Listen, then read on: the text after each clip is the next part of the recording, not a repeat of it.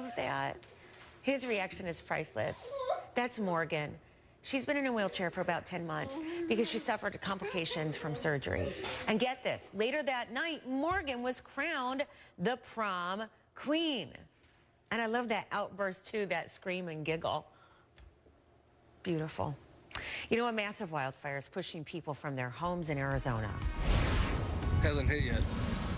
Not till you see the aftermath. More on the challenges that the crews also face as they fight the flames, and a lot of people want Trump to be impeached. I do not. Because just when you think Trump is awful, you remember Mike Pence. So could this year's White House Correspondents' Dinner have been the last?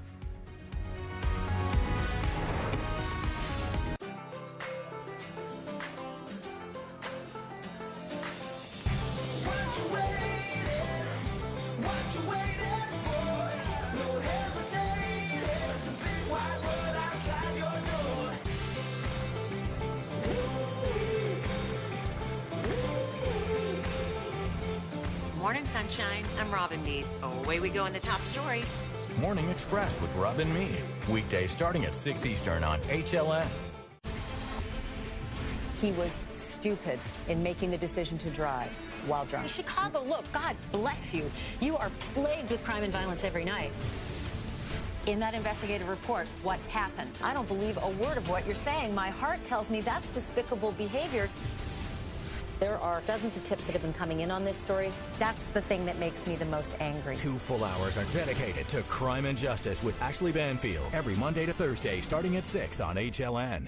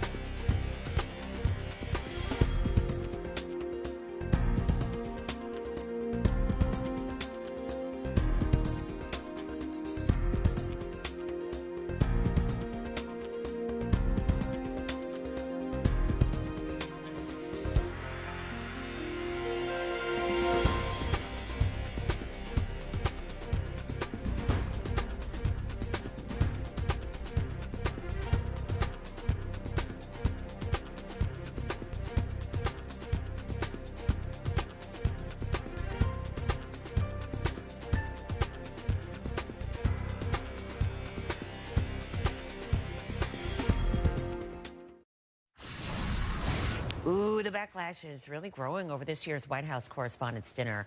And a lot of it seems to be aimed at the comedian, Michelle Wolf. During a routine, nobody seemed to be off limits, including the press secretary, Sarah Sanders. I actually really like Sarah. I think she's very resourceful. Like, she burns facts, and then she uses that ash to create a perfect smoky eye. Like, maybe she's born with it. Maybe it's lies. It's probably lies. Now, President Trump tweeted about it, saying in part, the filthy comedian, totally bombed, he says, put the dinner to rest, start over. Well, let's get to Melissa now with more on Michelle Wolf's routine and what the organizers say this morning. Good morning. Good morning, Robin. You know, organizers for the dinner are also speaking out because they're tweeting. Michelle Wolf's monologue was not in the spirit of the dinner's program, which was meant to honor civility, great reporting, and scholarship winners. While there were many controversial moments, there were some jokes that the audience actually seemed to really enjoy, like this. Listen. I know, as much as some of you might want me to, it's 2018 and I'm a woman, so you cannot shut me up. Unless you have Michael Cohen wire me $130,000. Michael, you can find me on Venmo under my porn star name, Reince Priebus. Just a reminder to everyone, I'm here to make jokes. I have no agenda. I'm not trying to get anything accomplished. So everyone that's here from Congress, you should feel right at home. Former Press Secretary Sean Spicer tweeted his disapproval about Wolf's performance, saying tonight's hashtag White House Correspondents' Dinner was a disgrace. But she is getting some support, with Seth Meyers tweeting, few people go to D.C. and accomplish what they set out to do while staying true to themselves. Michelle Wolf is one of those people. And Robin, while we may not know what the future holds for the White House Correspondents' Dinner, we do know what it looks like for Michelle Wolf. She has a new show with Netflix that is set to premiere at the end of May, and now a lot more people know who she is. I'm going to say it worked out perfectly for Michelle Wolf. Well, yeah, exactly. People are talking about her, so there you go. All right, thank you. You're welcome. New details here. Senator John McCain reportedly hugged his son-in-law and asked him to take care of his daughter, Megan. That's according to the Arizona Republic. Ben Dominic tweeted a message, but then took it down. It's still unclear what he meant by that. But John McCain's recovering in Arizona after having surgery for an intestinal infection now. And remember, his family says that he's been in stable condition since leaving the hospital last week. Footprints in the woods led to the capture of the guy accused of killing a sheriff's deputy in Maine, say authorities. But they aren't revealing any more details yet on how they tracked down John Williams. They did say after a 4-day manhunt that they struggled to snap his photo. At the time of the capture, the arrest team needed to take that photograph to confirm the ID of the person they had in custody and return that photograph to the incident command center. The suspect would not facilitate in displaying his face for that photograph to be taken, so we had to facilitate that. Subsequent to that arrest, he was checked by EMS, was uninjured, and was transported by law enforcement. It's interesting. The shooting happened early Wednesday near Augusta, and the suspect then's accused of stealing the deputy's cruiser and robbing a convenience store. People who live in the area say they're so relieved that the guy is in custody. Well, we've been trapped in our house for 3 days because the gunman was loose out behind us. We couldn't leave our house.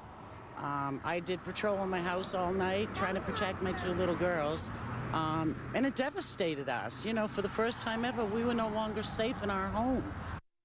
The deputy, Corporal Eugene Cole, was a 13-year veteran of the force. The grandmother, accused in a multi-state killing spree, is now behind bars in Florida now without bond. So Lee County deputies picked up Lois Reese from Texas. Remember, that's where she got arrested after a nationwide manhunt. And this is a video of her appearing in court last week. Reese is accused of killing her husband in Minnesota in March. Now, investigators say that she then killed a woman who looked like her in Fort Myers to steal her identity, or tried to, allegedly.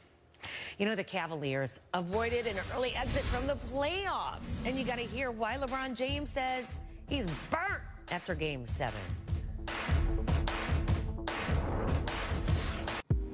CNN Style, hosted by Derek Glassberg. So, Carl, we're here in Paris. It's just before the Chanel Couture show. No, step down just a little bit. But I love his work, and in particular, I love this piece. Very meticulously done. Finally, photography is paying its due to the world of fine art. We're driving a 1982 Porsche. Yes, this is a lot of fun to drive. In my career, I haven't always fit into a box. I've been called too conservative or not conservative enough. But I've always been honest, and I've always been unfiltered. Putting political correctness ahead of common sense is a recipe for disaster. There's no safe space in the real world. It's time to confront our differences civilly, instead of pretending they don't exist. SC Cup Unfiltered, Monday through Thursday at 5 on HLN.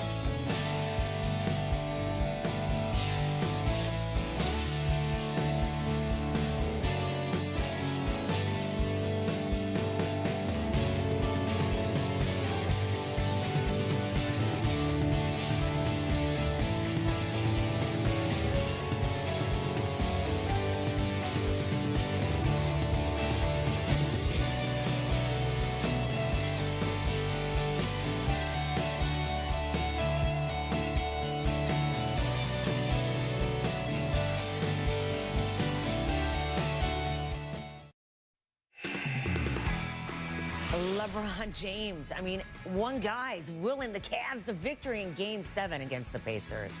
So they are moving on to the second round. It was close, not in this game, but wow, thank goodness for him. Hi, Andy. Yeah, good morning, Rob. This is definitely a hard-fought series between the Cavs and the Pacers, and LeBron remaining undefeated in the first round of the playoffs when it was all said and done. And he actually called his superhuman effort in Game 7, quote, what the doctor called for in order to win this series. This Bleacher Report brought to you by Tums. LeBron, he came out on a mission in Game 7, making his first 7 shots. LeBron had played every single minute of the game until the third quarter. He had to leave briefly due to just being exhausted. But like halftime of a 7-year-old soccer game, he ate some orange slices and got back out there. LeBron ended up finishing with 45 points in this one as the Cavs won 105-101 to win the series over the Pacers. And after the game, LeBron said he was just flat out worn out. I'm burnt right now. I'm not thinking about Toronto right now until tomorrow. I'm ready to go home. I'm tired. I want to go home. Wants to go, yeah. Oh, my goodness. Yeah, I don't think I've ever seen him like that. I know, right? I've never heard LeBron say something like that after the game. Cavs going to play the Raptors. LeBron, take nap right now. Right now. So that series starts tomorrow night. The Nashville Predators, meanwhile, honoring James Shaw Jr. for his heroics in the Tennessee Waffle House shooting. Shaw disabled the gunman, saving lives, and the Predators, as you can see, presenting him with his very own custom jersey. And then check this out. Shaw receiving a standing ovation by the crowd when he was recognized during the game. Aww. Now, before the game, this is some incredible video. The Tennessee Titans offensive line and quarterback Marcus Mariota were helped hyping up the crowd. Taylor Lewin wielding a giant catfish, and check out what they did with it. It was a giant catfish beer luge, Robin.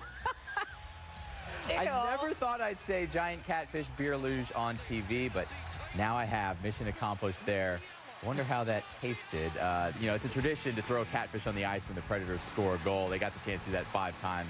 They won the game 5-4 in double overtime, but who knows, Robin? Maybe we're going to have some catfish craft beer brewing there in Nashville now, inspired by the Tennessee Titans offensive line. Algae. I'm getting algae. All right, thank you. Name it. All right, thank you. Our salute to the troops today is for brothers Jake and Joe Burner. This is from their mom, Carrie, and she tells us that her oldest son, Jake, is a combat engineer in the National Guard, and her younger son, Joe, is an aviation meteorologist in the Air Force. And Carrie's message to the boys is, keep doing what you're doing. Never quit. She's definitely a proud mom. If you have somebody in the military, you know what? This is your space where you can get that salute on the air for them. So you can tweet me at Robin Meade. Maybe it's their picture and information. And if you're not at Twitter, you can Facebook the show.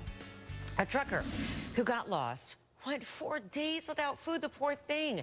Even though he was hauling a load of potato chips, he did not partake. Jacob Cartwright was driving through Oregon when he took a wrong turn. After his truck slid in the snow and the mud, he decided it wasn't safe to move it, so he started walking. He didn't take any of the chips from the cargo. He says, that's worth money, at least to somebody. And take a look at the map. Things went wrong sometime after he left Pendleton. After walking, listen to me, 4 days, 36 miles, he finally found a highway near La Grande, and that's where somebody picked him up and they drove him home. His wife took him to the hospital. He is expected to be okay. And the load of potato chips, I don't know. The Washington Zoo, make that the National Zoo in Washington, just welcomed its newest resident, and he's already a big hit. His name is Spike. Spike is a 36-year-old Asian elephant. At 13,000 pounds, he's the largest at the zoo. It's a start to the reinvigoration of our breeding program. We haven't had a calf here in 16 years. All right, Spike was relocated from Tampa to help out with the National Zoo's breeding program. And he was greeted with a special cake, a frozen banana tree trunk stuffed with fruits and veggies. I think he appreciated it.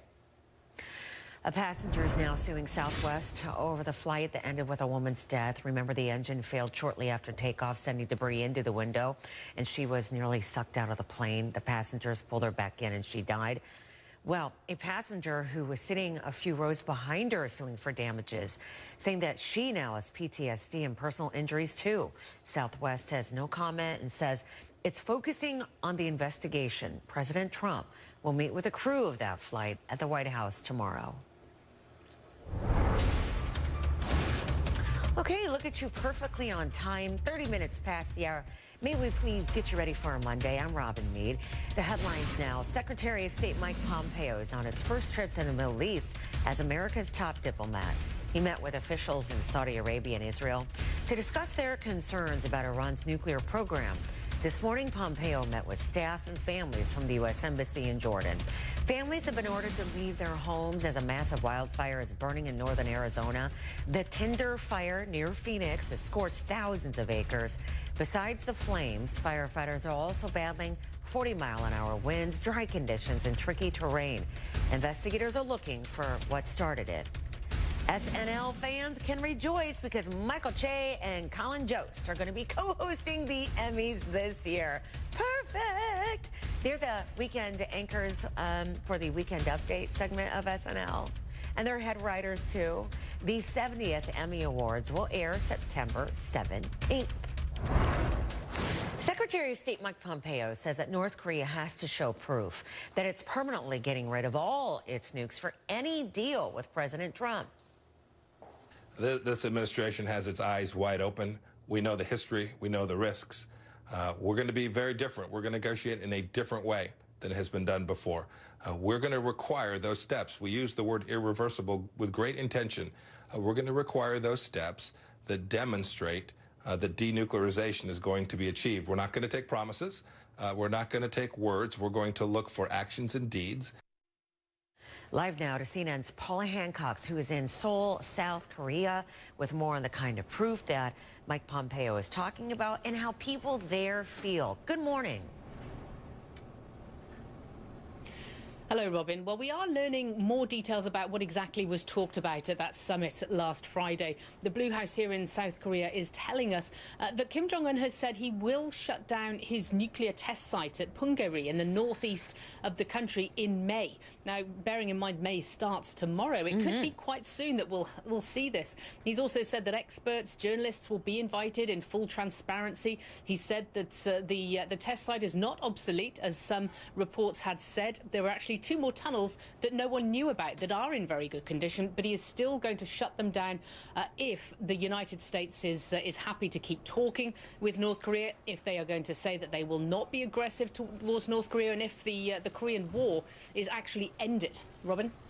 It is fascinating from the outside to watch this and see how quickly things seem to be moving. For example, North Korea's time zone changing back to match Seoul, or the propaganda broadcasts being dismantled. That's right. There's a huge amount that has been happening, and certainly for many South Koreans, it seems like it's been a bit of a whirlwind. There is optimism here, though. There's cautious optimism.